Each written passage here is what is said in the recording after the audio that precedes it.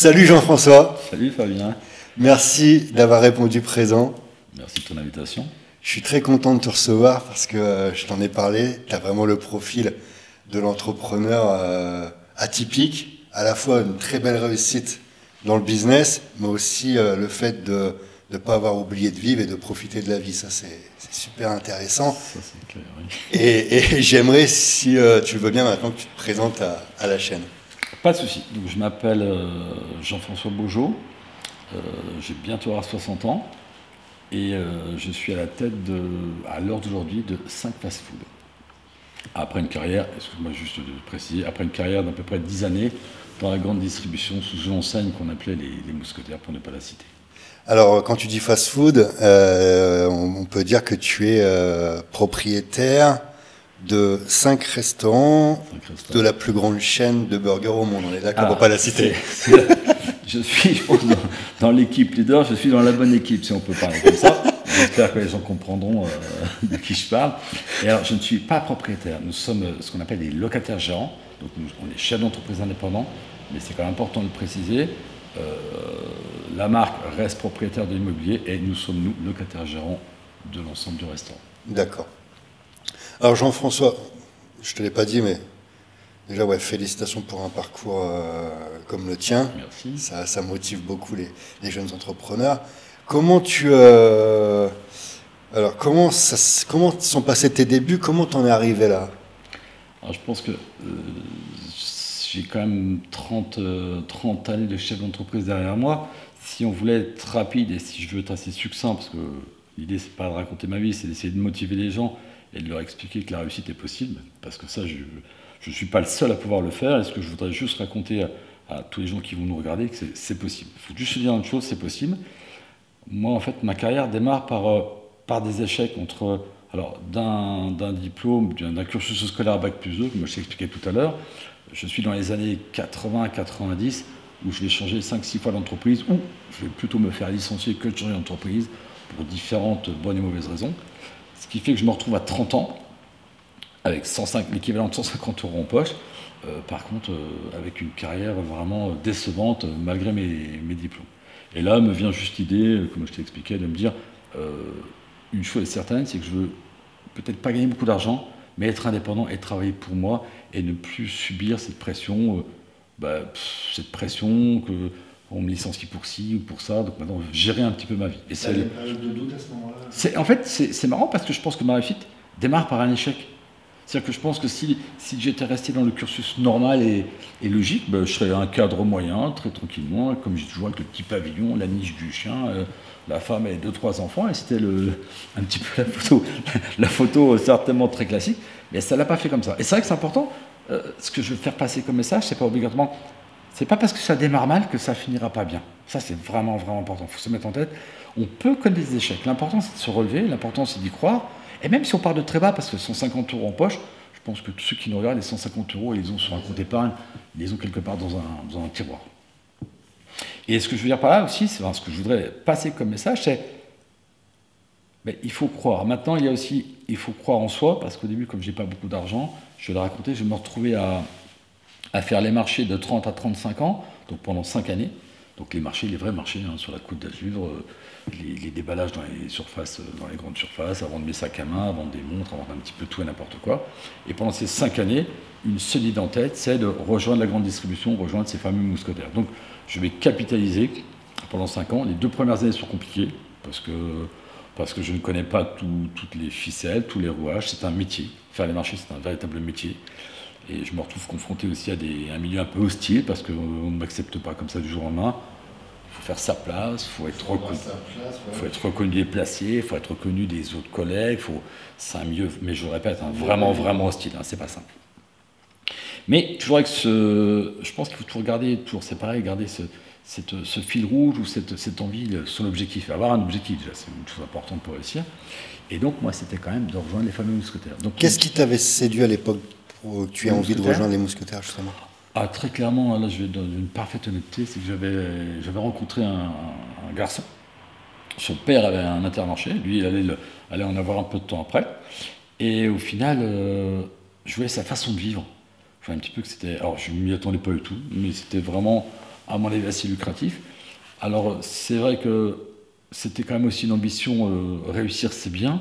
Gagner de l'argent, c'est bien aussi. Et pouvoir profiter. Je voyais ce garçon qui avait une qualité de vie assez exceptionnelle, qui avait quasiment le même âge que moi. Et ouais, j'étais un petit peu envieux. Alors, être envieux, c'est une belle chose. C'est extrêmement intéressant d'être envieux. Pas d'être jaloux, méchant, qui va rayer la voiture de la grosse belle voiture. Par contre, quand tu vois passer la belle voiture, te dire, peut-être qu'un jour, j'aimerais bien avoir une comme ça. Mais par contre, tout le monde peut l'avoir. Il faut se donner les moyens de le faire. Donc c'est une belle ambition, ouais, de la jalousie certes, mais de la jalousie constructive, comme je dis toujours. Voilà, ça me motivait, c'était mon moteur, c'était un petit peu de voir lui réussir, de voir comment il vivait, en me disant, mais pourquoi pas moi? Pourquoi pas moi? Donc, les 5 années de marché, j'ai capitalisé l'équivalent d'à peu près 900 000 euros, pardon, de 90 000 euros, comme je t'avais dit.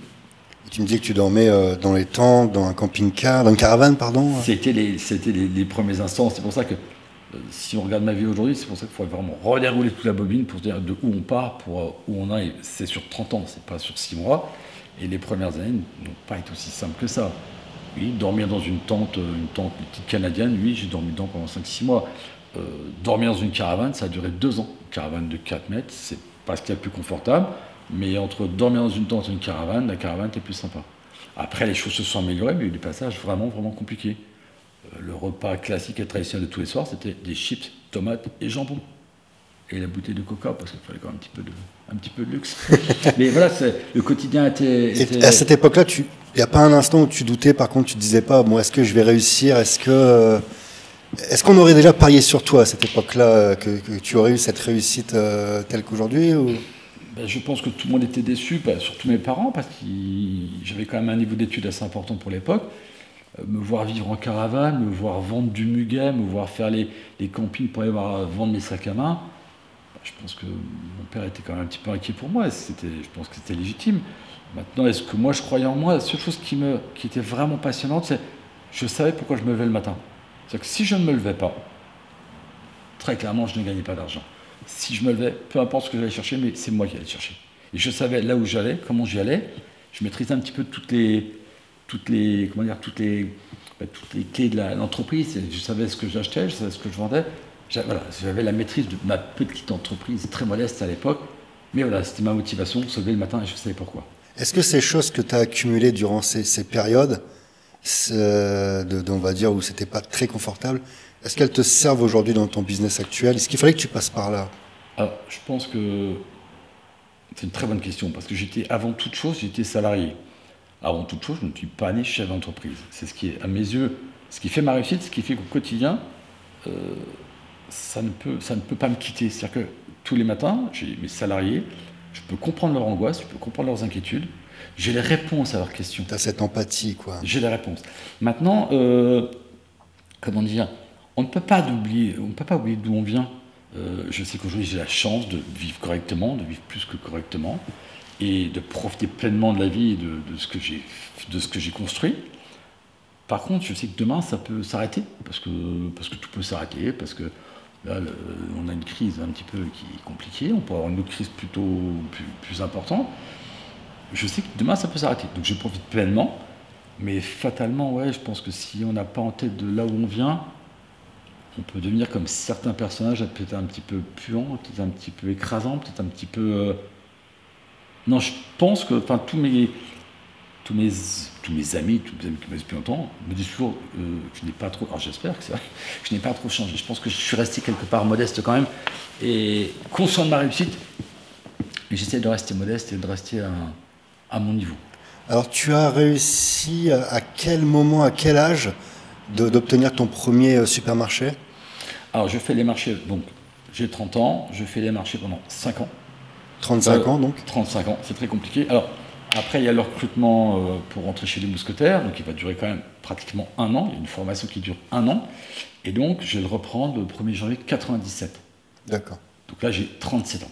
Mais c'est pas pour autant que les choses vont bien, parce que je n'ai que 90 000 euros, c'est pas beaucoup d'argent. Alors ça paraît peut-être beaucoup d'argent pour certains, mais pour acheter un supermarché, c'est pas vraiment beaucoup d'argent. Donc je réussis à acheter une affaire qui n'est pas la plus florissante de la région, et je me retrouve confronté à quelque chose d'extraordinairement, de grave, c'est-à-dire que j'ai en face de moi des gens, mon choix, il est un petit peu de faire comme Bernard Tapie, sans vouloir le citer, mais c'est, je reprends l'entreprise, je mets la moitié des salariés, je licencie la moitié des salariés, ou je m'engage à les garder à partir du moment où ils me donnent un coup de main pour remonter l'entreprise. Et c'est ce que je vais faire dans les premiers temps. Je réunis toute l'équipe en leur expliquant la chose. Ils ne sont pas suffisamment bêtes ou conscients de l'histoire. Voilà, l'entreprise perd de l'argent. 2 options. Ou rapidement, je rétablis les choses en licenciant plusieurs personnes, ou ils s'engagent avec moi à reconstruire l'entreprise, à faire du commerce et à essayer de remonter ce magasin. Et c'est ce qui va se passer. Je ne vais licencier personne. Je vais garder toute l'équipe. Et 4 ans après, on a commence à regagner un petit peu d'argent et on a remis les compteurs à zéro. Il y a une belle histoire. Je crois qu'il y a une personne à 2 ans de la retraite, c'est ça qui te dit. Il y a une très belle histoire de ça. Mais moi, ce qu'il y a de bien, il n'y a pas que le côté chez entreprise. Il y a des choses que j'ai construites. J'ai des très très belles histoires. Je te disais tout à l'heure, il y a des moins belles histoires parce que les gens nous quittent, parce que les gens se séparent. C'est comme dans un mariage. Mais moi, je suis quand même assez paternaliste et je me rappelle ce jour-là, quand je fais ce discours, j'ai le responsable fruits et légumes qui s'appelait André, qui vient me voir, qui me dit, on l'appelait Dédé, qui me dit Jean-François, enfin qui ne m'appelle pas Jean-François, qui me dit moi il me reste 2 ans et demi à tirer, de toute façon je suis sûr que je vais être le premier à être viré. Très agressif. Je lui dis non, Dédé, c'est ce que je viens de dire, c'est que tout le monde travaille, tout le monde fasse l'effort, et puis ce que j'aimerais bien, c'est qu'on fasse le pot de départ effectivement dans 2 ans et demi. Et 2 ans et demi après, nous avons fait ce fameux pot de départ, et quand dans le magasin, j'ai encore un petit peu l'émotion, parce que devant tout le monde, il a crié haut et fort que voilà, j'avais tenu mes engagements, j'avais tenu mes paroles, que j'étais quelqu'un de respectable par rapport à tout ça et qu'on avait tout oublié l'histoire. Et ça, c'est des très très belles histoires qui s'écrivent. J'ai un de mes collaborateurs aussi qui travaillait au rayon, comment ça s'appelle, crèmerie, qui à un moment ou l'autre m'a demandé de lui donner un coup de main et qui est lui-même devenu chez l'entreprise qui avait ouvert, pas un supermarché, mais un tout petit éco-marché, comme on dit à l'époque. Un petit peu plus modeste, mais qui est parti, qui depuis a très très bien réussi dans la grande distribution aussi. Est-ce que ça aussi, c'est la grande différence des supermarchés qui sont tenus par, on va dire, un bonhomme, c'est son business, c'est familial, on va dire, il est propriétaire, avec la différence de, par exemple, on va prendre des Carrefour ou autres, où c'est le groupe qui gère, où tu peux pas avoir un investissement comme le tien, tu vois. Tu vas pas avoir un mec qui va arriver, un directeur, je sais pas comment on appelle ça, c'est pas un gérant, c'est un directeur. C'est un directeur, c'est un directeur. Il va pas pouvoir s'investir comme tu l'as fait, quoi. J'ai envie de dire, ça c'est un problème d'humain. Alors la grande différence entre vraiment les hypermarchés de l'époque, qui ont été gérés par des directeurs pas propriétaires. Nous, tout ce qui était supermarché, donc on peut les citer, que ce soit Super U, que ce soit Intermarché, que ce soit des petits Shopee ou des choses comme ça, tous ces magasins, les magasins champions, sont tenus par des gens, des propriétaires indépendants. Là, pour le coup, on était vraiment propriétaires de nos affaires. Certains peuvent même posséder l'immobilier. Moi, je n'avais que le fonds de commerce, mais on est vraiment propriétaire et lié complètement à notre entreprise. C'est-à-dire qu'on répond devant la banque, on répond dans les services fiscaux, dans les services juridiques. On est vraiment propriétaire. Donc, on est vraiment, je pense, moi, j'étais vraiment partie prenante et tout près de nos équipes. Et dans cette entreprise qui de toute façon, qui ne supportait pas trop de charges, j'étais obligé au quotidien, donc à cette époque-là aussi avec la mère des enfants, de travailler presque 70 heures par semaine. Je me rappelle les dimanches, moi j'allais recoller mon sol parce que c'était les dalles en colle vinyle, qu'il fallait que je n'avais pas les moyens de faire venir une entreprise, donc c'est moi qui peignais, c'est moi qui faisais les sols. Il faut comprendre que pour en arriver là où je suis arrivé, je ne veux pas faire pleurer dans les chaumières, mais il y a eu un véritable travail, c'est-à-dire que maintenant tout le monde dit « tu as de la chance ». Oui, j'ai de la chance, c'est vrai. Je t'ai sorti les doigts du cul, quoi. C'est pas un billet de loto que j'ai touché, c'est pas un père qui m'a laissé de l'argent, il faut faire comprendre que la réussite est le bout du tunnel, elle existe, mais elle n'est pas gratuite, elle n'est pas... Voilà, c'est pour ça qu'il faut vraiment... je pense que ça, il faut vraiment le dire, c'est important, tu peux réussir à condition de te sortir les doigts du cul, quoi. Il n'y a rien qui tombe du ciel, quoi. Il y a un truc qui est très clair qui dit « aide-toi, le ciel t'aidera », je dis souvent mes salés, « aide-toi, le ciel t'aidera ». Alors, bien souvent, cette réaction de faire « mais ça veut dire quoi ?» C'est simple, « aide-toi, le ciel t'aidera ». Voilà, comme tu viens de le dire, sors-toi les doigts du truc pour que ça aille bien loin. mais l'image, ce que je veux vraiment dire, c'est, moi je suis fier de ce que j'ai fait, mais je pense que je vends toujours la réussite à tout le monde parce que tout le monde peut le faire. Faut avoir envie, faut travailler, c'est vrai, c'est s'investir, mais faut pas baisser les bras et dire que c'est impossible. Parce que je suis arrivé sur les marchés, ça a commencé à décliner. Je suis arrivé dans la grande distribution, c'était une mauvaise période. À chaque fois que j'arrive quelque part, je te disais tout à l'heure, c'est toujours voilà, là dans l'entreprise où je suis actuellement, il y a eu des très très très belles années. On a eu une période un petit peu, comme avec la vache folle, où ça a un petit peu baissé, et on retrouve des très très belles années. Donc, mais je pense qu'à chaque fois, quand on a la volonté, c'est voilà, faut. Moi, c'est vraiment le message. T'es quelqu'un de nature optimiste, même quand il y a une tempête à traverser. T'es toujours de nature optimiste ou tu peux avoir des remises en question ou comment j'ai tu eu mon fonctionnes? passage aussi chez les mousquetaires au bout de quelques années, parce que pour suivre l'histoire, donc je rachète un premier magasin qui va pas très fort, et j'ai la chance, 5 ans après, qu'on me confie un plus gros magasin qui fait dans les 17 millions d'euros, donc qui est vraiment une très très belle entreprise, que je vais avoir un petit peu en location-gérance. Et si tu veux, c'est le Combien d'employés à cette époque-là dans ce magasin? 70. 70. Ok. Alors, il y en avait 30 dans le premier, 70 dans le deuxième. Et j'ai la chance donc qu'on me confie cette deuxième entreprise. Si des moments de doute, je les ai eus, mais quand tu as endossé le costume de chef d'entreprise et que tu as la responsabilité de famille, de gens que tu nourris, des parents, des enfants qu'il faut élever, tu ne peux pas juste dire à un moment, moi je fais tout, je me bats. Ça me paraît incommensurable sur la chose. Maintenant, ce qui m'est arrivé, c'est qu'à un moment, je n'étais plus d'accord avec le système. On peut ne plus être d'accord. Je sais que j'ai fait beaucoup de gens tristes parce que quand je suis parti de la grande distribution pour rejoindre un petit peu le monde du fast-food, j'ai des gens qui m'ont écrit des messages, mais j'ai un souvenir terrible, c'est qu'ils m'avaient mis dans un bocal, ils avaient rempli un bocal d'eau, ils avaient collé une étiquette dessus en marquant c'est toutes les larmes qui ont coulé de nos corps quand on a appris que vous allez nous quitter. Et c'est un bocal que j'ai encore à la maison, parce que c'est des choses qui sont dans les belles histoires. Et c'est des gens, 10 ans après les avoir quittés, je suis encore invité au mariage de leurs enfants, je reçois régulièrement des cartes de vœux, des choses comme ça, je suis en relation permanente, parce qu'il y a Facebook, il y a toutes ces choses, comme tous ces réseaux sociaux qui permettent de... Et ça, c'est pas un problème d'argent, ça, c'est un problème d'humain, et ça, c'est ce qui me rend fort. Et j'ai gagné de l'argent, mais j'ai des belles histoires comme si à côté, qui valent peut-être plus que l'argent que j'ai réussi à mettre de côté. Ça, c'est des très belles histoires. Mais apparemment, pour répondre à ta question plus précisément, quand tu endosses ce costume, quand tu prends la responsabilité de te dire je vais monter une entreprise, tu ne peux juste pas t'en aller comme ça. Donc, il faut que tu organises les choses, il faut que tu sois... Et surtout, il y a toujours une solution à tout. Bon, j'ai quitté la grande distribution. Ouais, comment ça s'est passé Alors, comment tu es passé de la grande distrib au fast-food, en fait? Une histoire un petit peu bizarre, c'est-à-dire que, lors d'un repas comme ça, organisé par un concessionnaire auto, je me suis retrouvé à la table d'une personne qui travaille dans la fameuse enseigne de restauration rapide. Et puis voilà, en tant que chef d'entreprise, on échange un petit peu sur nos résultats, on échange sur la façon de faire, sur comment ça se passe, le business, tout ça, est-ce que c'est facile, pas facile. Et en échangeant avec lui, je me suis rendu compte que j'aimais bien la façon de fonctionner, j'aimais bien le cadre, tout ce qui me déplaisait en fait dans la grande distribution, je retrouve un cadre. Alors moi, je suis aussi quelqu'un qui a été élevé par des gens, paix à leur âme, mais par des gens qui étaient vraiment pas autoritaires, mais on avait un cadre de vie dans notre éducation. Pas qu'on est à l'église tous les dimanches, moi c'est des choses comme ça, mais on était élevé avec certaines règles, tu ne tueras pas, tu ne beurras. Enfin, c'était très catholique, mais c'était c'était notre éducation à nous. Et j'aimais bien, alors je sais pas que là où je suis, c'est pas tout. Il y a un cadre. Et moi j'aime bien quand il y a un cadre. J'aime pas quand les gens font tout et n'importe quoi. On a des entités au-dessus qui dirigent les choses, qui nous amènent vers la réussite, qui nous laissent un petit peu dans toutes les directions. C'est dangereux d'essayer chez l'entreprise un petit peu, et c'est un peu ce qui me dérangeait dans la grande distribution, de devenir un petit peu, ça aurait presque pu devenir, je vais utiliser le terme, un peu mafieux entre guillemets, et pas complètement honnête, donc ça me dérangeait.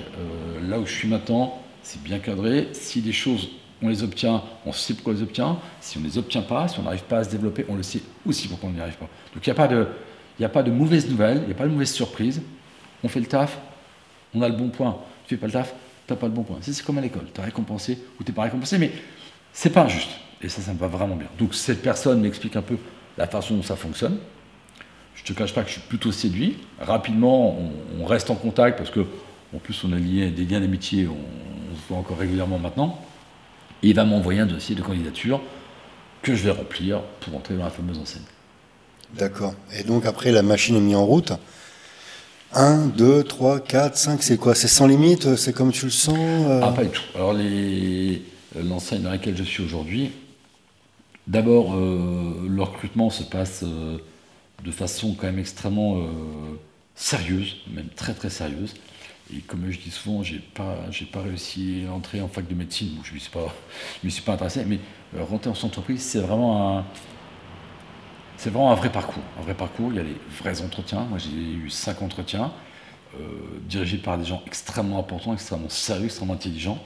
Euh, le niveau est très très haut, et c'est pas tant mieux. Mais je pense que ma candidature les intéressait. Venir de la grande distribution, les produits frais, gérer du personnel, c'était quand même mon quotidien. Donc j'étais quand même quelque part intéressant. Peut-être suspect parce que qu'est-ce que je venais faire dans cette grande entreprise? Pourquoi je venais? Est-ce que c'était juste pour l'argent? Juste pour aider? Cette entreprise cherche des gens capables de développer avec eux, capables d'avancer. Pas juste venir faire un placement d'argent. Moi, ça me convient.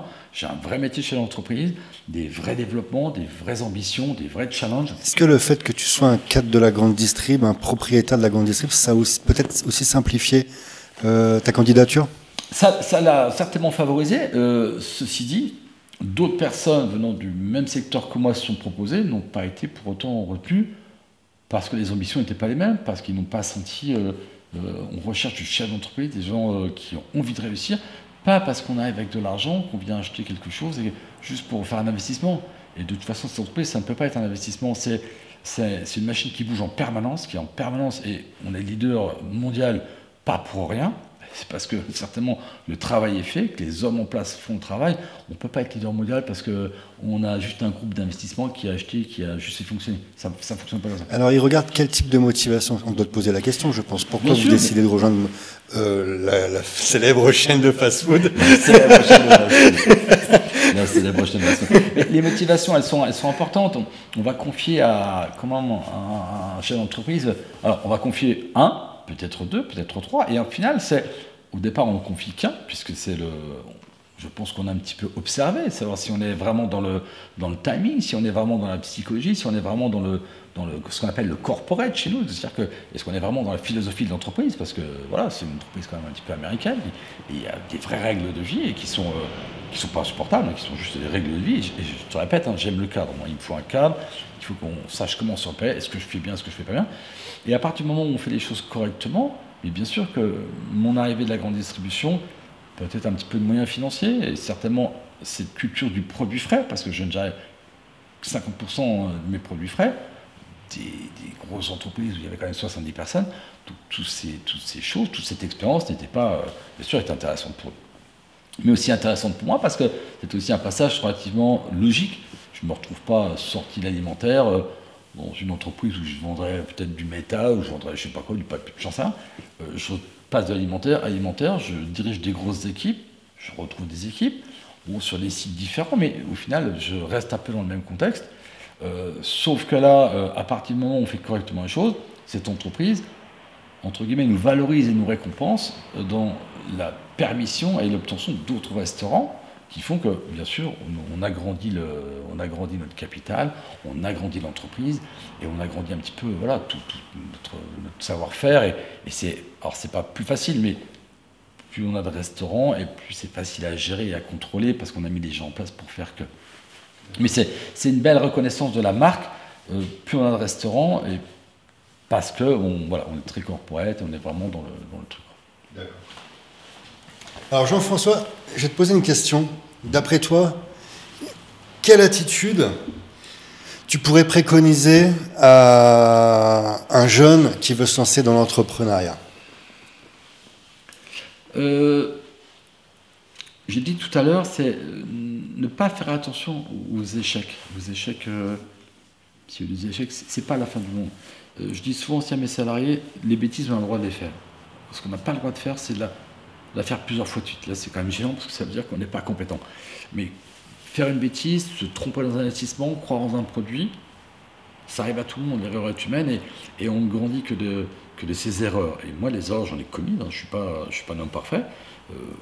J'en fais de moins en moins, mais ça, c'est l'expérience, c'est pas autre chose. C'est pas parce que je suis plus intelligent que tout le monde, c'est parce que voilà, l'expérience c'était que je sens les choses un petit peu plus rapidement que les autres. Mais l'idée, c'est de ne pas avoir peur de travailler. Mais je côtoie aussi beaucoup de jeunes dans mes entreprises. C'est quelque chose que j'aimerais dire aussi. J'aimerais bien aussi que cette génération, elle se mette un peu en avant, qu'elle qu'elles quittent un peu le foyer familial, qu'elles arrêtent de trop croire en tout ce qui est aide sociale. Je pense qu'on est trop les gens, on les amène pas à travailler parce que demain, en fait, si on refait l'histoire, à 30 ans, j'ai 150 euros en poche, mais je suis dos au mur. J'ai pas d'autre choix que d'aller de l'avant. Mais si j'avais été assisté par des APL, par des allocations, peut-être que je serais encore en train de jouer avec une manette dans ma chambre, même à 60 ans, en train de jouer avec une manette, parce que je ne me serais pas. La vie a fait que c'était comme ça avant, on n'avait pas d'autre choix. Moi, ce que je veux simplement, on n'est pas tous faits pour être sur l'entreprise. Ça, il faut bien l'entendre aussi. On ne peut pas tous se reconnaître. On sera pas. C'est compliqué. Il faut accepter de faire des sacrifices. On peut se dire aussi, moi, ça m'a quand même coûté un divorce d'être tout en train de travailler. Il y a un moment, socialement, familialement parlant, ça n'a pas été simple. Donc, rien n'est simple. Maintenant, les choses sont posées, les choses sont claires. Mais moi, ce que je veux vendre, c'est avoir envie. Ça, c'est extrêmement, extrêmement important. C'est l'envie, ne pas avoir peur de ses erreurs, ne pas avoir peur d'être trop courageux. C'est pas l'argent qui va faire que, c'est peut-être d'avoir la bonne idée. Par contre, moi, une chose dans ma réussite à moi et dans ce que je pourrais raconter, j'ai quand même travaillé avec 2 enseignes, et je suis quand même très fier d'avoir ces 2 enseignes sur mon curriculum vitae. Ça reste des franchises, et je pense qu'à un moment, il ne faut pas avoir peur de se rapprocher des franchises. Parce que les gens, alors c'est très compliqué, bien souvent, on l'a déjà fait, nous, le comparatif. C'est-à-dire que quelqu'un qui partirait demain en se disant, tiens, je vais ouvrir peut-être un magasin alimentaire, voilà, il y a le premier départ, la personne qui cherche, puis il y a le côté l'autre qui rentre dans une enseigne, peut-être comme Super Intermarché. Mais lui, 1 an après, il aura son magasin, enfin 1 an et demi après. 5 ans après, il sera encore en train de chercher les fournisseurs pour remplir son magasin. Alors, je vais rebondir tout de suite là-dessus parce que c'est une question que je voulais te poser. Pourquoi tu as choisi et pourquoi choisir une franchise comme business, justement? Parce que je pense qu'à l'heure d'aujourd'hui, l'expérience, le métier, la notoriété, je parlais tout à l'heure de notoriété, c'est plus facile de jouer au Real de Madrid que de jouer à Saint-Quentin. Je préfère jouer dans la plus belle équipe si j'ai le choix, mais pour jouer dans la belle équipe, il faut que je sois compétent pour jouer dans la belle équipe, il faut que j'ai envie, il faut que j'ai les moyens, mais quelque part, tant qu'à faire que faire, c'est pas de dire que c'est compliqué. J'ai fait les marchés pendant 5 ans. Je sais comment j'ai galéré pour trouver les fournisseurs à Paris, parce qu'on ne te donne pas les adresses. On finit par y arriver, mais il y a une énorme perte de temps. Donc, le temps, c'est de l'argent. Et par rapport à ça, par rapport à ces franchises qui ont déjà fait le travail en amont, alors c'est pas rien, toutes les franchises ne sont pas bonnes, faut pas passer, partir tête rabattue dans n'importe quelle enseigne. Non, il faut quand même être prudent, se garantir la notoriété de l'enseigne, la réussite de l'enseigne, l'ancienneté de l'enseigne, savoir ce que ça pèse, comment ça fonctionne. Parce que moi, je parle de grande distribution, je parle de fast-food, des franchises, il y en a dans tous les niveaux. Par contre, ils sont nombreux de plus en plus. Attention à pas non plus. Ça aussi, c'est important. Il ne faut pas se tromper dès le départ. Faut quelque part. Bon, mais ça, c'est un peu le feeling de chacun. C'est ce qui fera aussi que certains réussiront. Tout le monde ne réussira pas. C'est ce qui fait aussi la pertinence du chef d'entreprise. Peut-être que certains sont plus pertinents que d'autres, peut-être plus malins, peut-être le facteur chance, qui à un moment ou un autre, il ne faut pas le négliger. Il y a un petit moment, la chance, ça existe aussi. Il n'y a pas de. Alors, j'ai beaucoup de chance. On dit, Jean-François, que l'entrepreneur, voilà, on a toujours l'image de l'entrepreneur, de la personne qui va travailler comme un dingue, qui va finir... en fait, il est dans son business et il ne vit pas à côté. Toi, aujourd'hui, ok, tu t'es sorti les doigts du cul, tu as construit ton business, tu as vraiment travaillé là-dessus, mais aujourd'hui, tu as réussi à construire un équilibre de vie. Il y a à la fois le business, mais aussi tu vis, tu profites de ta famille, de la vie en général. Et ça, c'est un très bel exemple, parce qu'on a toujours l'image, voilà, l'entrepreneur, il vit pas, c'est son business, et toi, tu représentes justement un bel équilibre. Est-ce que tu peux nous en parler de ça? Alors, maintenant, je pense que c'est pas général non plus, parce que j'ai eu des collègues chez l'entreprise comme moi qui adoraient, tu les voyais à 5 h du matin, continuer à remplir leur rayon de fruits et légumes, alors que les comptes en banque étaient florissants.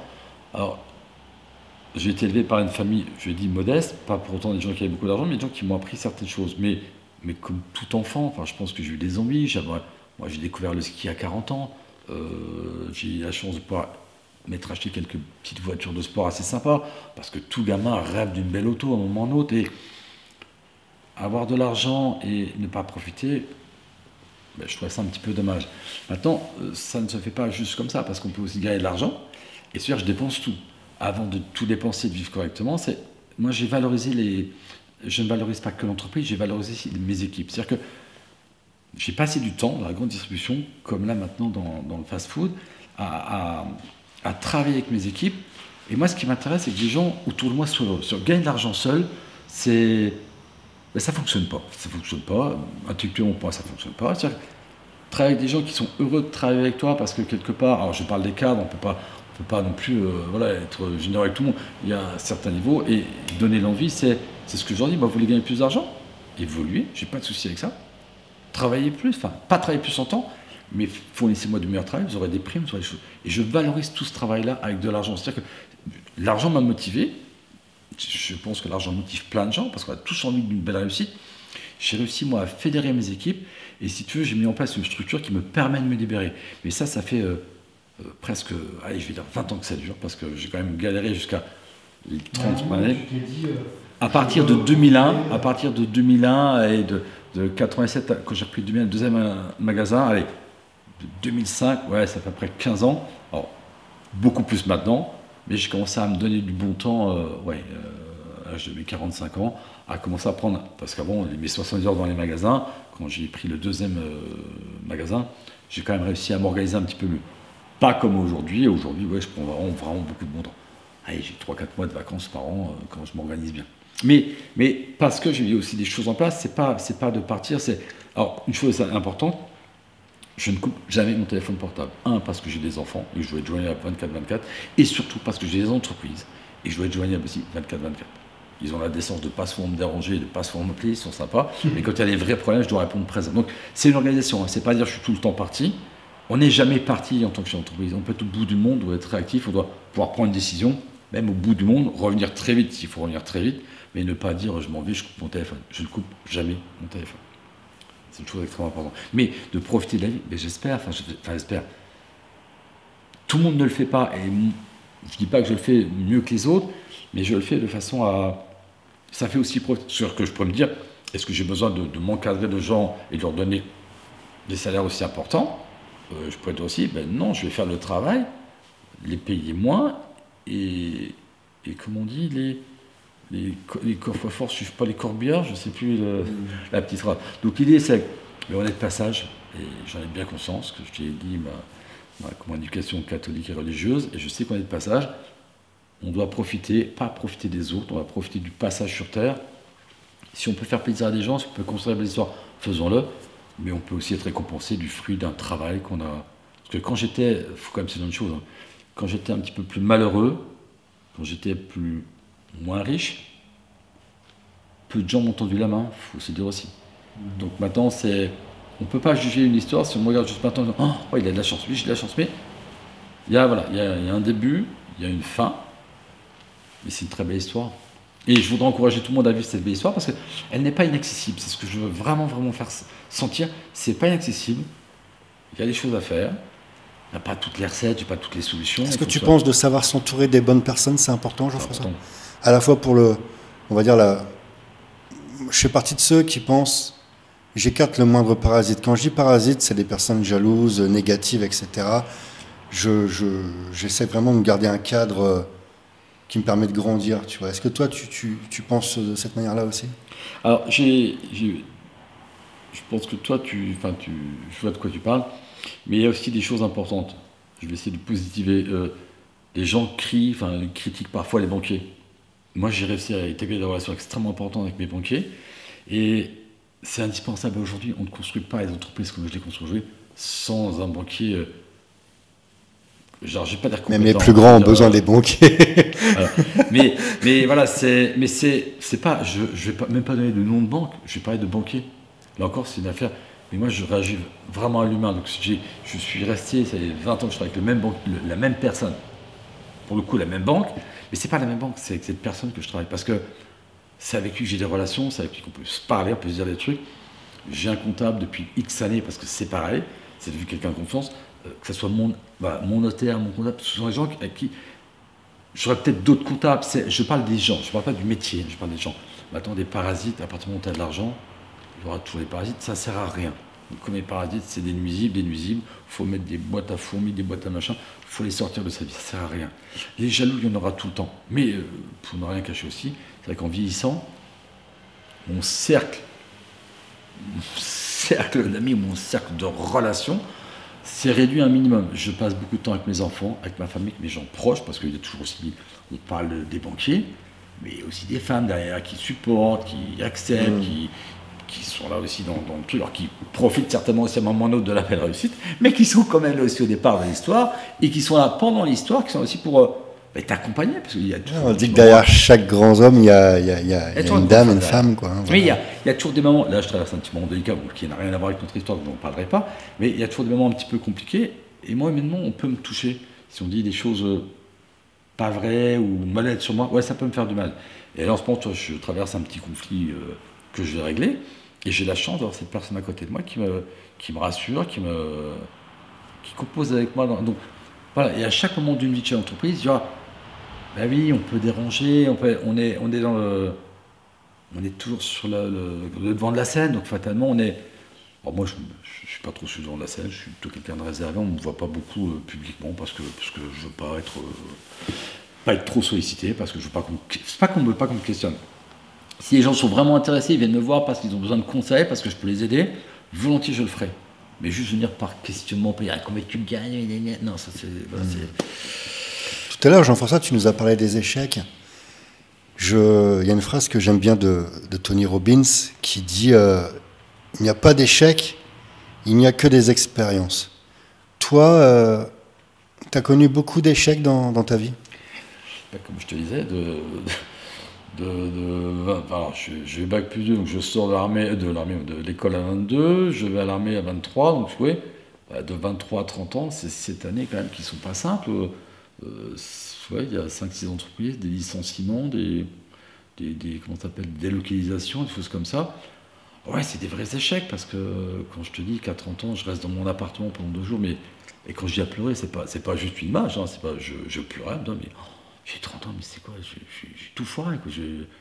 Rien ne fonctionne, sentimentalement ça marche pas, professionnellement ça marche pas, j'ai 30 ans, et à 30 ans à cette époque-là, c'est pas comme aujourd'hui, t'es plus chez papa-maman, à 30 ans, t'es parti, tu dois t'assumer, et t'assumer pleinement. Quand t'as un frère qui a bac plus 5, une soeur qui a bac plus 2, et que tout le monde réussit, des enfants à la famille, et toi t'es vraiment rien, tu te dis, mais ça se complique.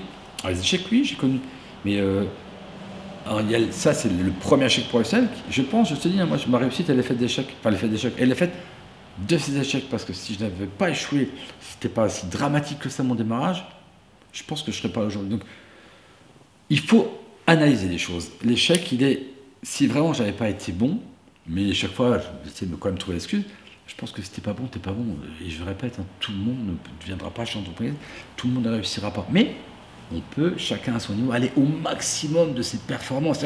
Si je suis capable de ça, pourquoi je m'arrête là? Par contre, si je suis capable de ça, je vais tenter ça. Tant pis si je reviens, mais j'aurais au moins mis la barre ici, pas la mettre. Oh non, mais ça, j'y arriverai pas. Ah, mais ça, j'ai tellement entendu de gens qui disent ah, mais ça, par contre, je veux bien faire ça, mais alors, par contre, il faudrait que je le fasse au bout de ma rue. Mais non. Alors, il y a aussi des secrets, parce que tu ne m'as pas posé la question, et je voudrais juste te répondre te dire. Les secrets, c'est la mobilité. Arrêtez de croire que l'entreprise va être au bout de votre rue ou dans le centre de votre village. Soyez mobile, n'hésitez pas à faire des kilomètres. Moi, j'ai toujours dit, les gens me disent, parce que j'étais dans des endroits comme Sainte-Ménéhould, comme Saint-Dizier, Saint-Quentin. Mais non, c'est pas la ville de mes rêves. Sauf que je préfère habiter dans une ville et à Saint-Quentin, et j'y suis bien, je n'ai pas de critique là-dessus. Et de me dire, quand j'ai un coup de blues, j'ai la chance de prendre un avion, de prendre une voiture et m'en aller. Et de se dire, c'est pas grave, je suis là pour faire du business, je suis pas là pour de faire de si tu veux évoluer au coin de ta rue. Je pense que ça et ça me paraît déjà la première des choses, la mobilité. Le monde est un immense terrain de jeu, il faut être prêt à aller jouer partout, quoi. C'est une superbe, exactement. Et alors, je voulais te poser une autre question sur ce que tu viens de dire.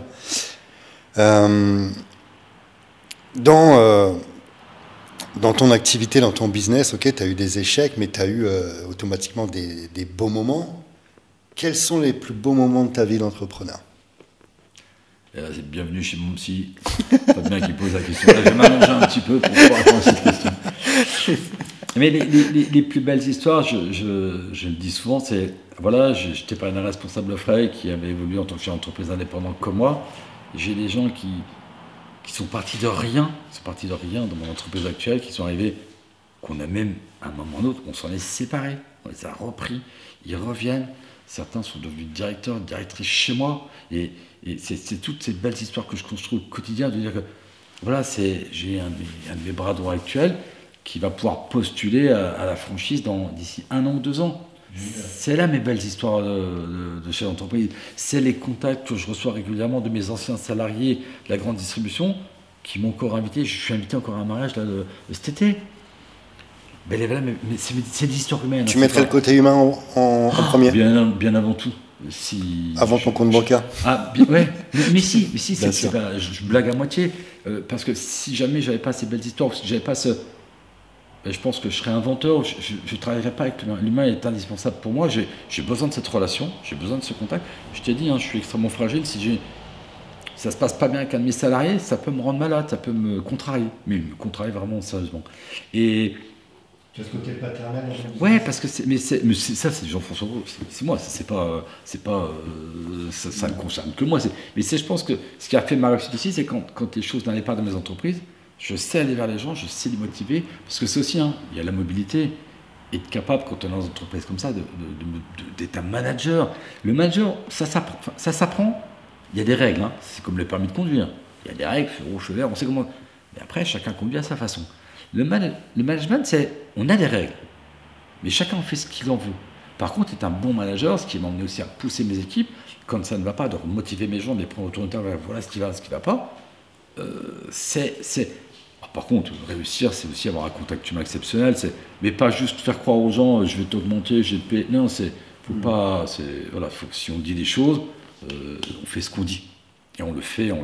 Et si ça doit coûter de l'argent, Alors j'ai appris, parce que j'ai quand même eu des différentes entreprises, et j'ai eu des gens qui m'ont appris des choses au fur et à mesure, des choses à ne pas faire, parce que tu vas dire, ça je ne serais jamais chef d'entreprise là. Par contre, des choses qui étaient vraiment bien. Tu vois, je vais en retenir une aussi, c'est que j'avais un chef d'entreprise qui payait les gens le début de mois. C'était réglé, pas que ça soit payé le début de mois. Et moi, ma force aujourd'hui, c'est qu'entre le 1er et le 5, parce qu'en fonction des mois, tu fais des trucs, et comme c'est des gens, c'est pas des salaires fixes, puisqu'on est un petit peu sur des contrats horaires. Si c'était mensuel, je pourrais dire, le 1er mois, c'est pas vraiment le cas, mais entre le 1 et le 5, en fonction de comment ça tombe, je m'engage, et je me paye, moi, toujours, mais c'est pas une blague, depuis 20 ans, je me paye toujours après tout.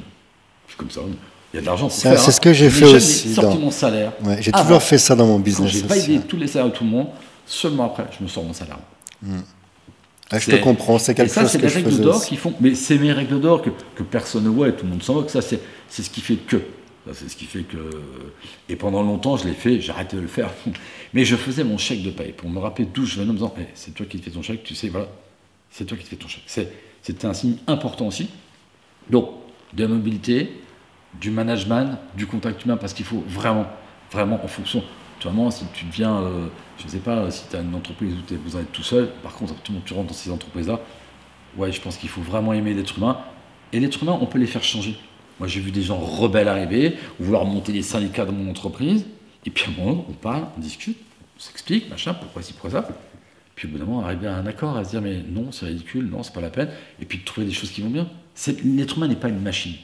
L'être humain peut être fâché, on peut le rassurer, on peut l'aider, on peut le faire évoluer. Et c'est ça, quand même, la belle. Et nous, dans notre entreprise, on fait tellement évoluer de gens. J'ai tellement envie de raconter de choses sur cette belle entreprise qui permet à des jeunes de 22 ans, 23 ans, des directeurs de restaurants, d'avoir des salaires plutôt convenables, d'avoir des voitures de fonction, d'avoir des belles ambitions dans la vie. Donc voilà, c'est... Bon, je pense qu'on n'est pas venu pour parler. Même en faisant toutes tes classes, en partant, on va dire, tu es obligé de faire toutes tes classes chez McDo, je crois. Pardon ? Même toi, tu as fait toutes tes classes, je crois. Oui. Tu connais tout ton business. Tout le cursus Mais pendant, en fait, mes stages, alors mon recrutement a duré pendant 1 an, sur l'équivalence de 5 entretiens, plutôt, je t'ai expliqué tout à l'heure, vraiment des entretiens vraiment de haut de gamme. Et tu as une formation qui se passe en restaurant. Donc pendant, moi, ça a duré plus de 10 mois. Au quotidien, je faisais les frites, je faisais les sandwichs, l'accueil client, le ménage, nettoyer les terrasses, etc. Et en même temps, je suivais toute la formation qui se passe en interne dans cette entreprise pour faire évoluer d'un simple équipier, d'un équipier, au statut de manager, de premier assistant, de directeur, et voir plus de supervision. Donc toute cette formation interne, parce que cette entreprise a une formation interne qui se passe à Paris, qui est juste d'un très très grand niveau, je l'ai subi, je l'ai fait, moi je l'ai fait aussi pendant un an. Alors on est d'accord Jean-François, même si tu es un employé modèle, tu fais toutes tes classes, tu es très bien coté, le jour où tu veux investir dans ton restaurant, il faut que tu aies le cash, quoi. Il faut que tu aies un apport de 30%, c'est ça? C'est la règle d'or, c'est un peu ce qu'on discutait tout à l'heure, mais c'est une règle comptable, hein. C'est pas lié à une enseigne, c'est pas lié à autre chose. L'idée c'est quoi? C'est qu'une entreprise vaut 100, vaut 100, et pour que ça fonctionne par rapport à l'investissement, mais que ça soit dans la grande distrib, que ça soit dans n'importe quelle enseigne, on va demander un apport entre 20 et 30%. Parce que, ça va rassurer ton franchiseur de dire, voilà, cette personne a déjà eu cette capacité à mettre de l'argent de côté, ce qui est quand même une chose importante pour un chef d'entreprise. Un chef d'entreprise doit être capable de gérer, mais aussi cette capacité à investir, mais pour investir, il faut surtout avoir une capacité à mettre de côté. C'est la base de tout. C'est pas je gagne 100, je dépense 100. Non, je gagne 100, je mets 50 de côté, je vais en mettre 20 là, puis je vais peut-être en dépenser 30. C'est ma philosophie, et c'est ce qui fait que ça fonctionne, parce que tout dépenser le jour même, ça ne fonctionne pas. Donc, cette capacité à avoir mis d'argent de côté, c'est-à-dire que personnellement, tu as cette intelligence de gestion. Et deuxièmement, si j'emprunte sur 100, donc j'ai 30 d'apport, je vais emprunter 70 à la banque. Et je vais rembourser, mon entreprise va gagner de l'argent pour rembourser mes 70. Mais si c'est 30, si je ne les ai pas au départ, s'il y a un de mes amis, mon père, les prête, c'est qu'il va falloir que je sorte un gros salaire pour rembourser mon ami, ce qui va déséquilibrer le montage comptable de l'entreprise. Donc voilà. Il faut absolument avoir du cash, ça c'est important.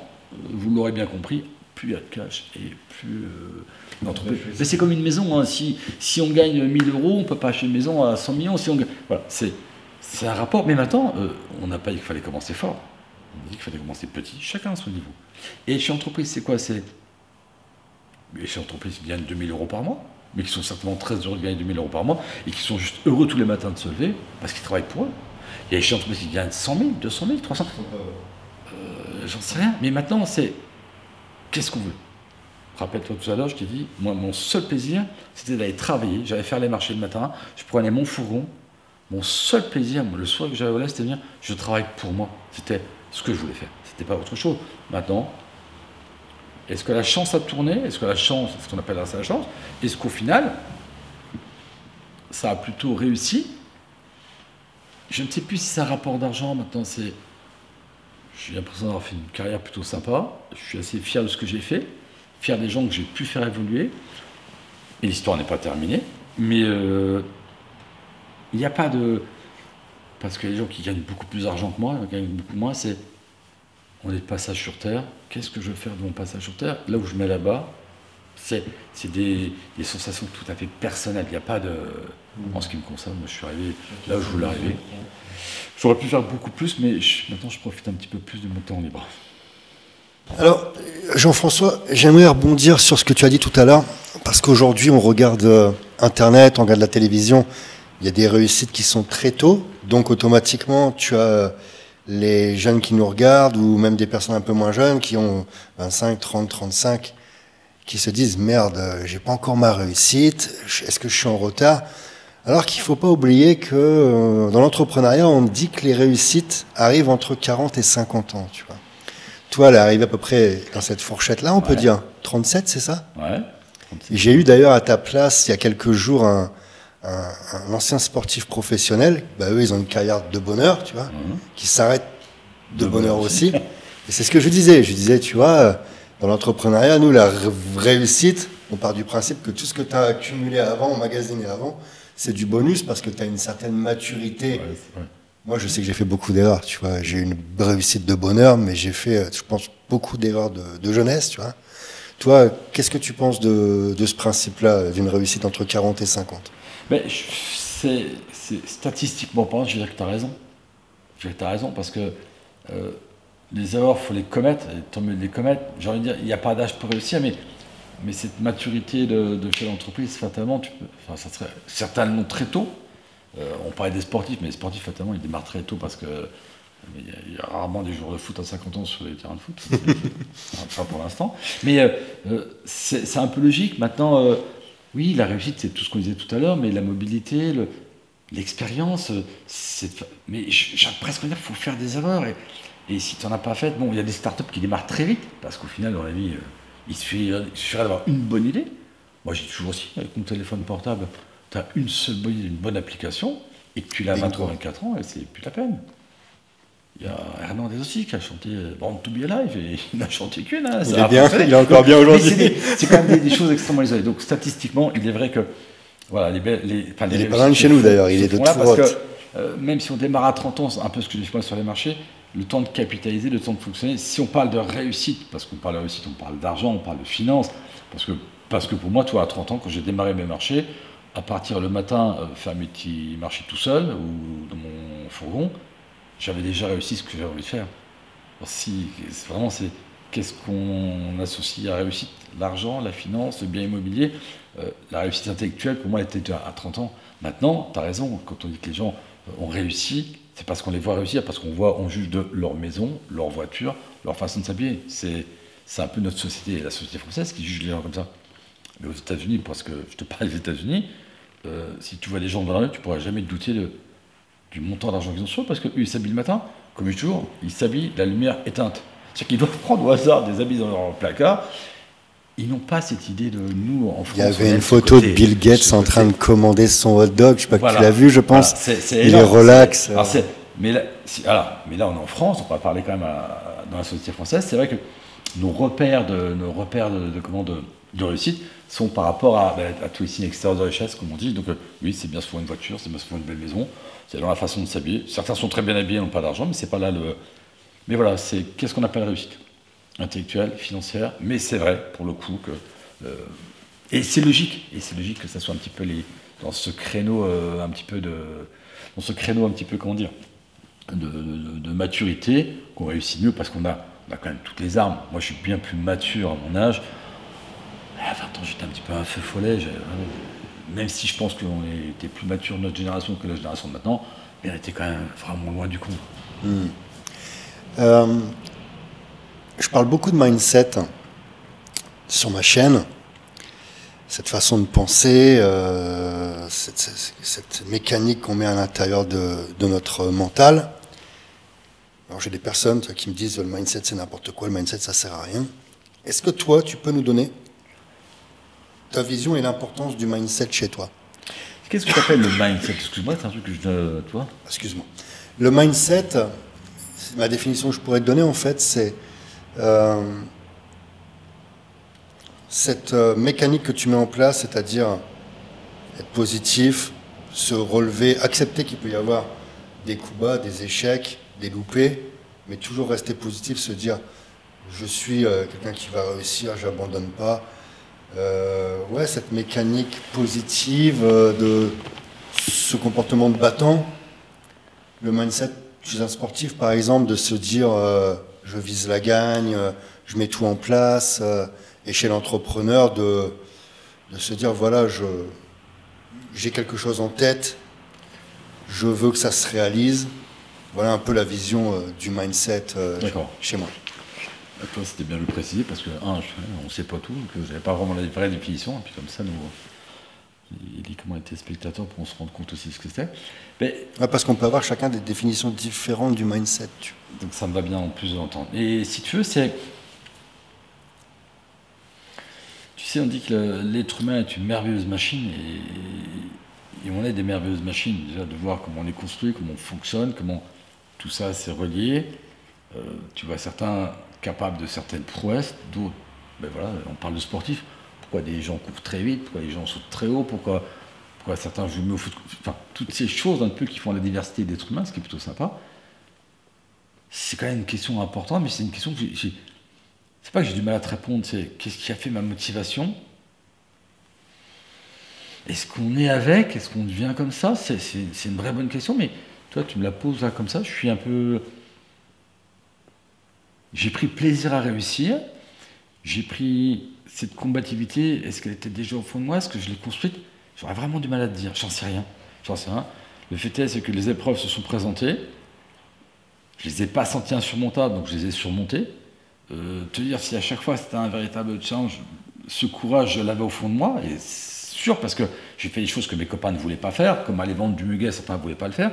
J'ai accepté de mettre les mains dans la... On peut dire que tu as un mental de celui qui se pose pas de questions, une locomotive, quoi. C'est comme ça, on prend ce qu'il y a à prendre. Voilà, c'est plutôt... Mais à aucun moment, je me suis posé en disant, bon, est-ce que non, alors bon, c'est bien, j'ai jamais mis l'âge, j'ai jamais mis En fait, s'il fallait faire quelque chose, et c'est vrai, parce que surtout s'il y a 20 ans, parce que quand on parle de mettre les mains dans la merde, il n'y a pas d'autre truc, c'était un job de vacances où je travaillais sur la Côte d'Azur, j'étais un petit peu homme d'entretien, c'est qu'on balayait de mimosa, puis bien souvent le soir, on nous appelait pour aller déboucher les égouts.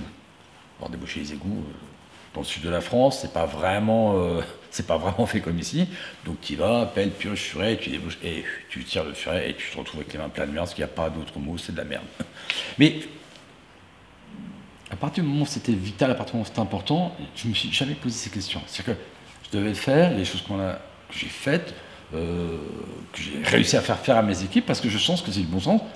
Par contre, je ne suis jamais rentré dans vente de drogue, arnaque, choses comme ça, parce que c'est aussi de l'argent facile, hein, parce qu'à un moment ou un autre, dans tous ces milieux, je parlais sur les marchés, tu te retrouves confronté à des gens qui te proposent des choses. Et la tentation du démon, mais certainement grâce à mon éducation aussi. L'éducation religieuse, ça ne rentrait même pas en ligne de compte. Mais tant pis, j'ai peut-être en chier parce que moi, t'avais les faux billets, toutes ces choses qui sont, parce que sur les marchés, tu vois tout passer, les faux produits, les fausses marques, on te propose toutes ces choses-là.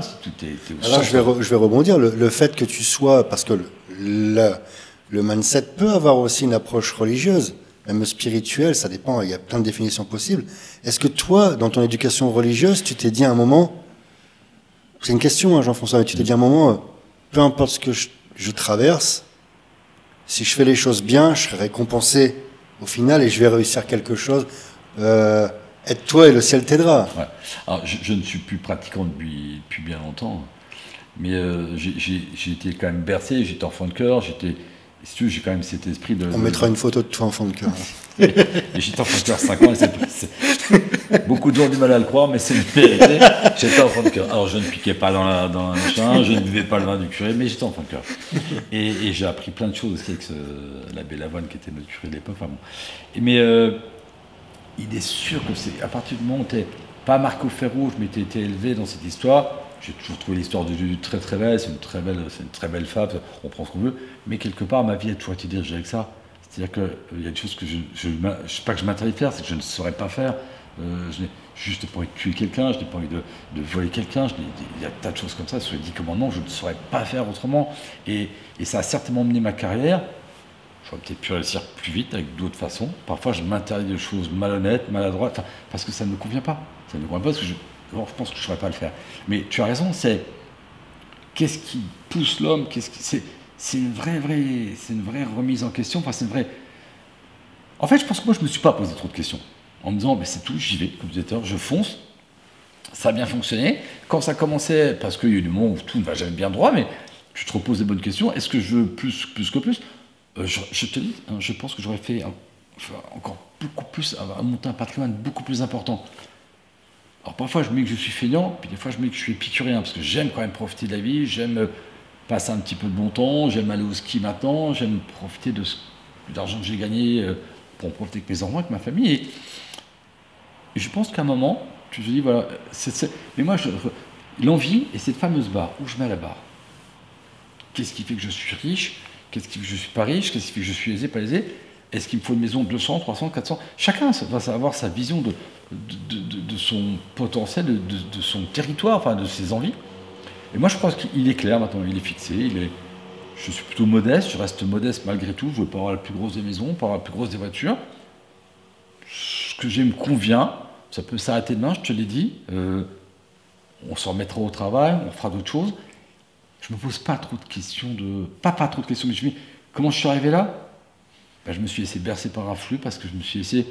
je pense qu'il y a certainement aussi, je crois vraiment en moi, je sais de quoi je suis capable. Je dis que je ne suis pas feignant, demain il faut se mettre au boulot, je vais me remettre au travail. C'est un truc que j'essaie de vendre à mes enfants, ce qui n'est pas toujours simple d'ailleurs parce qu'ils ne sont pas toujours à l'écoute. Mais... Est-ce que tes enfants sont inspirés par l'entrepreneuriat avec ton profil ou pas du tout? Pas trop. Le premier un petit peu artiste, donc lui il est parti sur autre chose, mais il a cru longtemps en la musique. Il a cru longtemps. Tu sais, c'est compliqué quand tu as des enfants et que tu les aimes. Tu n'as pas envie de te dire Je peux pas dire, ouais, tu ne seras jamais David Guetta. Non, tu ne peux pas dire ça. Tu dis, mais tu peux être le deuxième David Guetta. Donc tu as dit croire. Et voilà. Je l'ai aidé à croire à son rêve. Et voilà. De lui-même, il est en train de changer un poil parce qu'il s'oriente vers autre chose. Et j'ai le deuxième qui m'a rejoint il y a peu de temps. Mais tu vois, lui, c'est pareil. Il est venu travailler un petit peu avec moi, 23 ans, la fête au village, tout est beau, tout est gai, tout machin. Et je l'ai licencié au mois d'août. Parce qu'il arrivait trop souvent en retard. Donc toutes mes équipes m'ont regardé. Alors comment ça se passe un licenciement Mais il n'est père-fils? pas à l'abri. Mais c'est mon salarié. Il a juste pas le droit de me faire ça. Il a réagi comment alors? Et il a accepté la sentence. D'accord. Il a accepté parce que autant il y a un côté où j'aimerais qu'ils viennent me rejoindre, mais ils connaissent parfaitement ma façon de penser. Tu vas pas Et lui y a simplifier de la cadeau. tâche, quoi. Tu sais quoi? C'est même la pire des choses, c'est d'être mon fils dans mon entreprise. Bah Parce oui. que j'en attends l'excellence, j'en attends le. Il n'est pas question qu'il fasse moins bien, il n'est pas question qu'il fasse moins d'heures, il n'est pas question qu'il soit moins disponible, il est question qu'il soit le meilleur. Donc si tu viens me rejoindre, c'est pas un cadeau que je te fais. Par contre, demain, je peux te promettre, ou essayer de te faire en sorte que tu vas devenir quelqu'un de bien et que tu vas réussir avec moi, parce que ta réussite va amener ma réussite, enfin nos réussites sont conjointes. Mais je te simplifie pas la tâche, quoi. Mais c'est pas simple. Il a mangé son pain blanc, son pain noir, il est resté quelques mois. Il a été travailler chez un de mes potes à Paris. Mon pote à Paris m'a dit, il est vraiment exceptionnel ton gamin, il va bien, il est bon, il est conscient, il est machin. Il est revenu me voir en disant, papa, tu me reprends? Il n'avait pas piqué dans la caisse. Hein.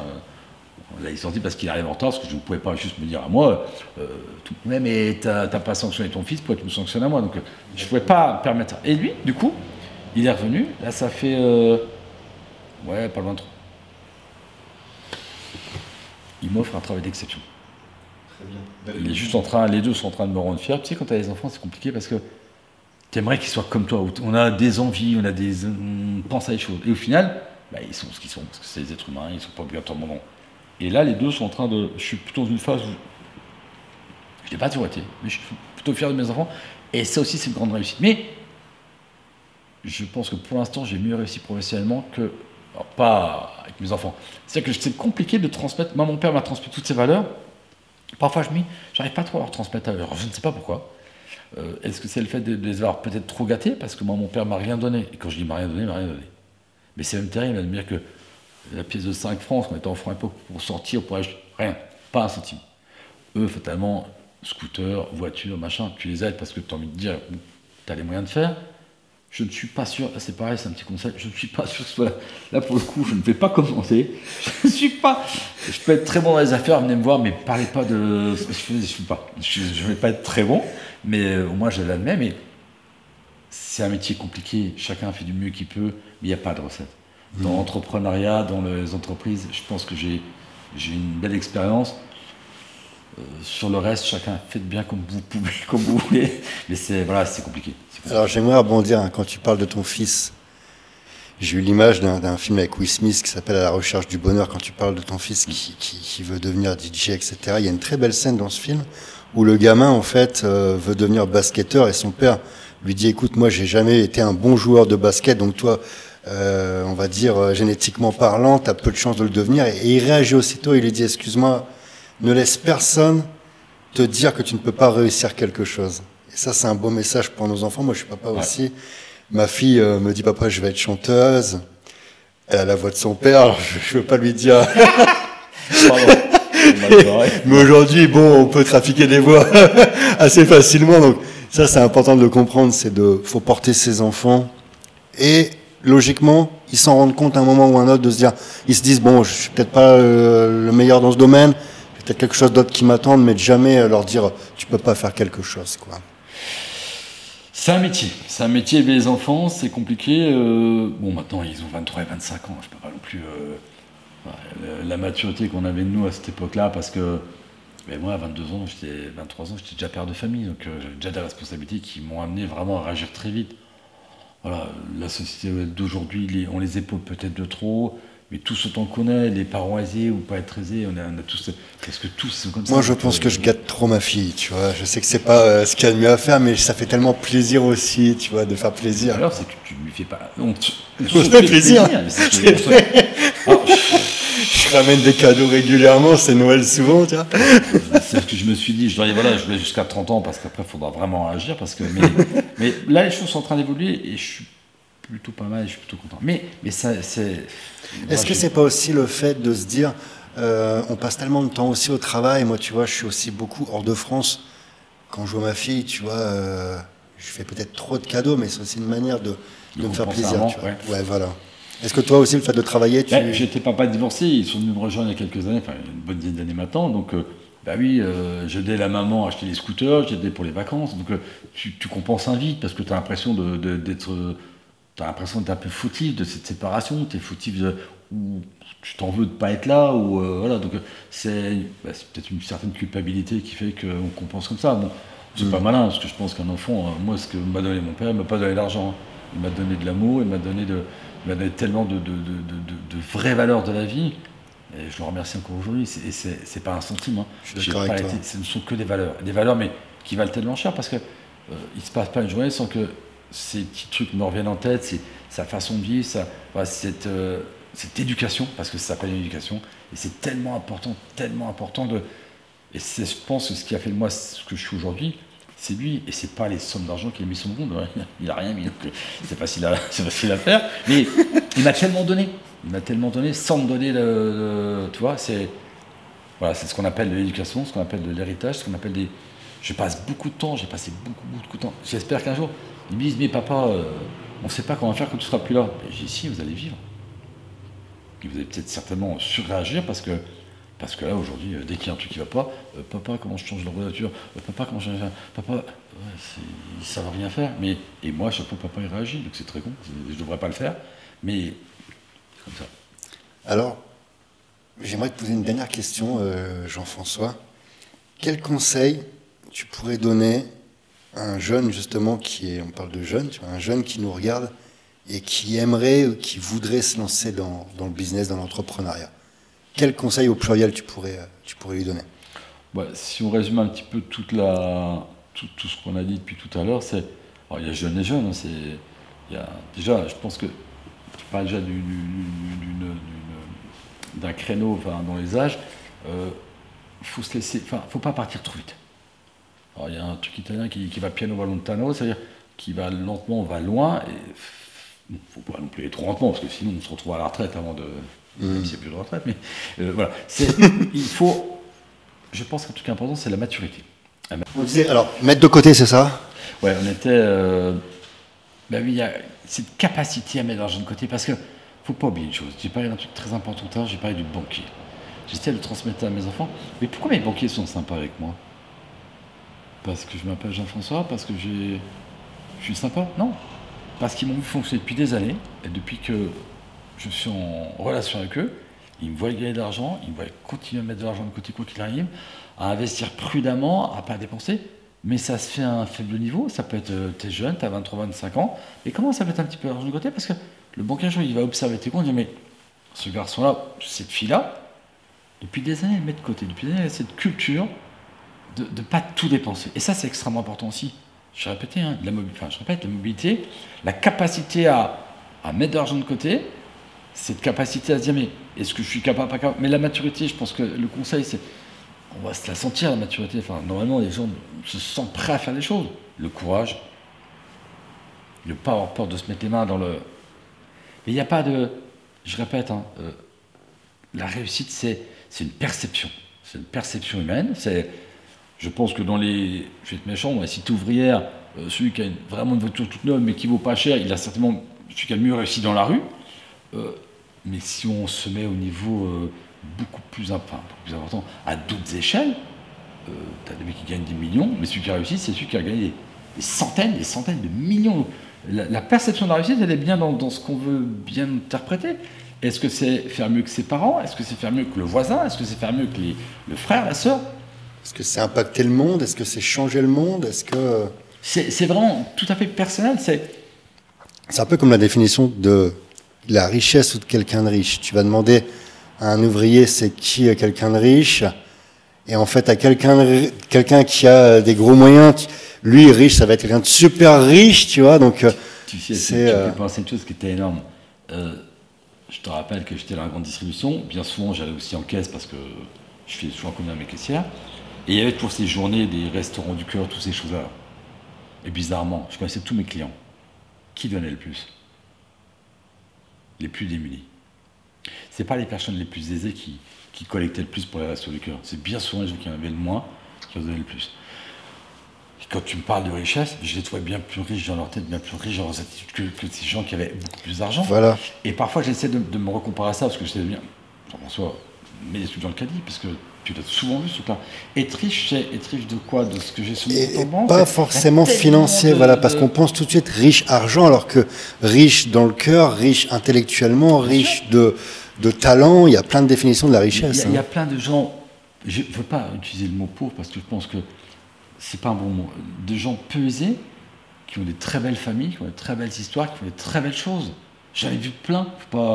Et des gens très riches qui, au final, se séparent de leur femme, achètent plein. Enfin, l'argent ne fait pas le bonheur. Ça va être pas mal quand même, faut pas mentir. Mais ça soulage beaucoup de choses. Ça reste un sentiment vraiment personnel. Mais maintenant, si on parle de business, si les gens qui s'intéressent à cette chaîne, on parle de business, faut pas s'intéresser à la chose. Toi, tu avais raison dans ta réflexion tout à l'heure sur l'acteur américain. C'est vrai, qui peut t'interdire de faire des choses? C'est à toi t'interdire de dire, là j'ai peut-être mis la barre trop et là pour le coup j'y arrive pas. Donc, ça, tu vas le sentir physiquement, financièrement, intellectuellement. Je vais peut-être aller au-delà de mes capacités, mais ça tu le sentiras toi. Maintenant, il ne faut pas se laisser dire des choses.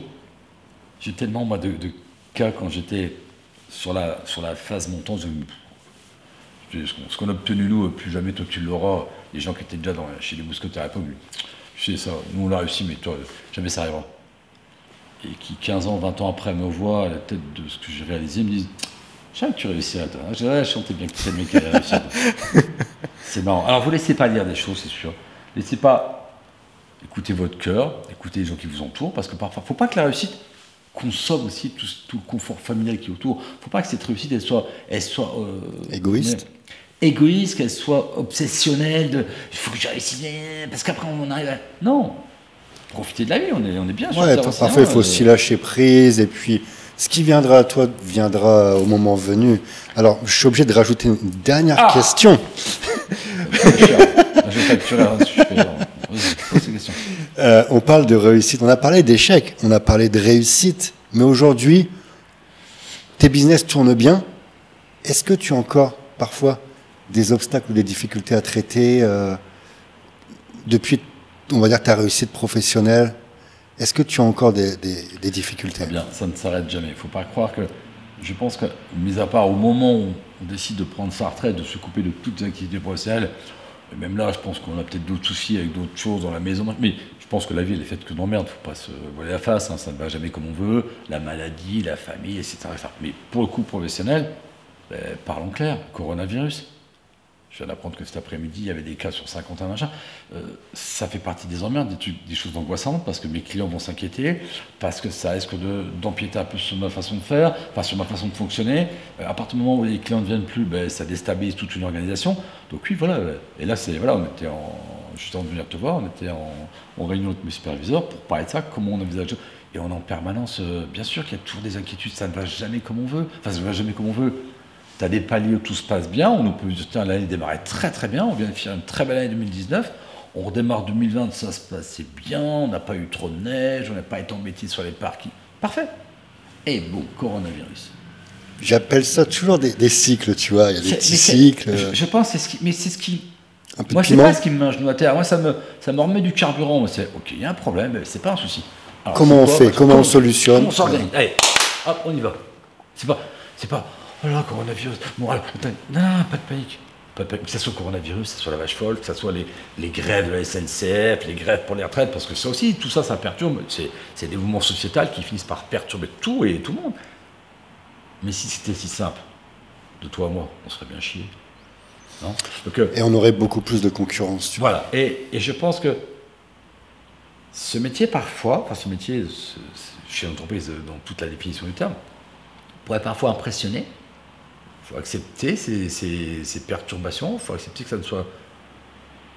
Quoi qu'il arrive, ce fameux costume qu'on endosse, que j'ai dit tout à l'heure, c'est pas pour 6 mois. Tu es parti pour une paire d'années, tu es parti pour des responsabilités, parce qu'à partir du moment où tu embauches des gens, tu es responsable de ces familles, responsable de ces gens que tu nourris, parce qu'ils comptent sur toi, parce que derrière, il y a des enfants, il y a des maisons à payer, des voitures à payer, des vêtements à acheter, etc. etc. Donc, on vient pas faire un petit tour dans le monde de chez l'entreprise, on vient s'y installer, on vient vivre le truc. Mais c'est passionnant, hein. Moi je suis toujours aussi passionné. Je suis d'accord avec toi, Jean-François, parce que on voit les médias, par exemple, quand on va te présenter un chef d'entreprise qui a réussi, on va te mettre, voilà, ben voilà, il a réussi à construire un Facebook, il a réussi à faire ceci, il a réussi à faire Amazon, c'est tant de milliards de chiffres d'affaires, mais il y a toujours ce que l'on voit et il y a l'arrière du décor, où c'est des combats permanents, tu vois. Alors on s'imagine, ok, c'est bien d'être chef d'entreprise, c'est bien d'être entrepreneur, on gagne de l'argent, on a une belle voiture, une belle maison, une belle réussite, mais il y a tout ce que l'on voit pas. Pour obtenir ça, c'est, je pense que tu en as chié, mais moi, il y a des moments où je me suis dit dans mon business, je crachais des millions, mais je me disais, waouh, tu vois, on dit, ah tiens, il a acheté cette belle maison, etc. Mais j'en ai bavé, quoi.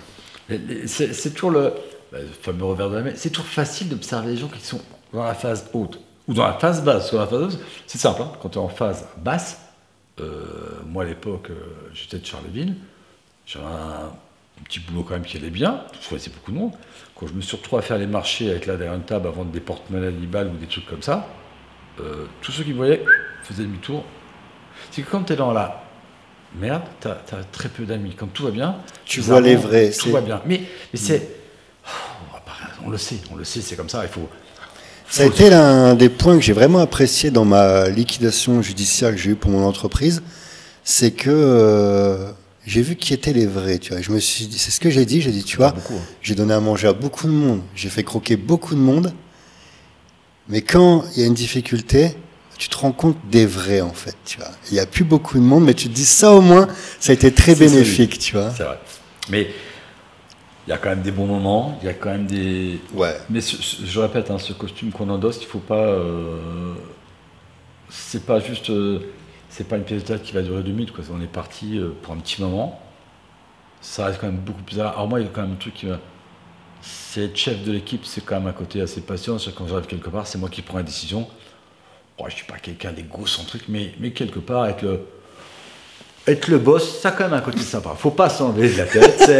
Et je ne suis pas je ne suis pas écrasé tout le monde, mais c'est quand même bien quand tu es un homme libre, oui, mais bien sûr, c'est important. Tu vois. Je raconte un peu. Tu fais un petit passage sur terre qui est cool. Tu as quand même cette chance de prendre des décisions, de t'entourer les gens avec qui tu as envie de travailler. C'est toi qui prends les décisions. Je répète, hein, de 23 à 30 ans, je me suis fait blingue-baller dans le monde du business. Et quand c'est toi qui peux, justement, tu es un petit peu à la tête. Tu n'es jamais à la tête de tout ça, hein, parce que tu as toujours quelque part des gens qui empêchent toujours que ça tourne rond. Et quelque part, il y a toujours une entité qui fait qu'elle est un petit peu au-dessus de toi. Et on n'est jamais au sommet de la pyramide. Même un chef d'État aujourd'hui, il a un autre État qui est plus fort que lui. Mais et dans une position importante, il y a un côté, ce que je veux dire, c'est que j'espère bien exprimer, c'est un côté quand même assez excitant de chef d'entreprise parce que tu as une vie passionnante quand même. Elle est faite d'emmerde, elle est faite de passion, elle est faite de moments compliqués, de travail, mais elle reste passionnante quand même, elle reste exaltante. Et je ne critique pas les gens qui vont à l'usine, mais voilà, cette routine, on ne l'a pas, et tout le monde ne l'aura peut-être pas, cette excitation. Et cette routine, il ne faut pas négliger parce qu'on a besoin de gens, on a besoin de tout le monde, hein, on a besoin de gens qui ne savent pas faire, des gens qui sont contents d'avoir un petit boulot, et il n'y a pas de petit boulot, il n'y a que des travails, mais je veux dire, si on peut être dans cette société, avoir ce rôle et avoir cette excitation, ça serait dommage de s'en priver parce qu'il y a quand même un côté vraiment passionnant. C'est une très belle façon de terminer cette interview, Jean-François. Je voulais te remercier, ça me fait vraiment plaisir que tu aies accepté de l'invitation. On s'est rencontrés une fois, il me semble. On avait gardé contact. Et c'est ça que j'apprécie chez toi.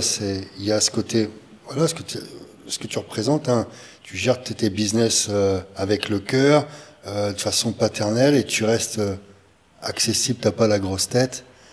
Alors si je peux, moi, te souhaiter encore continuer comme ça, encore une belle réussite, et de continuer à faire ce que tu aimes, la façon dont tu le fais, quoi. C'est inspirant et ça motive beaucoup de monde.